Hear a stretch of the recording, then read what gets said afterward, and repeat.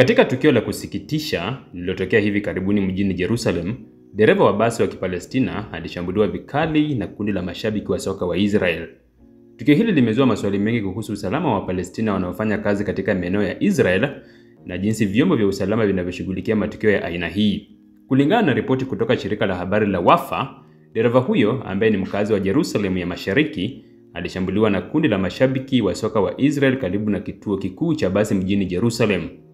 Mashabiki hao walimvamia dereva huyo, kumshambulia kwa maneno ya chuki na kisha kumpiga na kusababisha majeraha mbalimbali mwilini mwake. Dereva huyo alilazimika kupelekwa hospitalini kwa matibabu kutokana na majeraha aliyopata.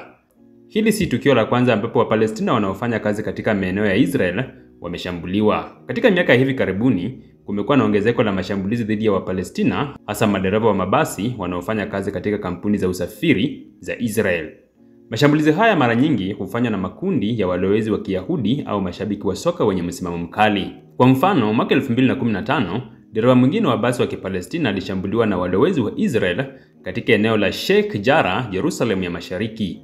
Walowezi hao walimpiga dereva huyo na kumjeruhi vibaya na kisha kukimbia eneo la tukio. Kumekuwa na malalamiko kutoka kwa jamii ya Wapalestina kuhusu jinsi polisi wa Israel wanavyoshughulikia matukio haya. Mara nyingi, mashambulizi dhidi ya Wapalestina hayachunguzwi ipasavyo na wahusika hawachukuliwi hatua za kisheria. Hali hii imeongeza hisia za kutoaminiana kati ya Wapalestina na vyombo vya usalama vya Israel. Mashambulizi dhidi ya Wapalestina wanaofanya kazi katika maeneo ya Israel ni jambo la kusikitisha na linahitaji kushughulikiwa kwa dharura. Ni muhimu kwa vyombo vya usalama vya Israel kuhakikisha kuwa wahusika wa mashambulizi haya wanakamatwa na kufikishwa mbele ya sheria. Vile vile, ni muhimu kwa jamii ya kimataifa kulaani vitendo hivi na kushinikiza hatua za kuhakikisha usalama wa Palestina wanaofanya kazi katika maeneo ya Israel.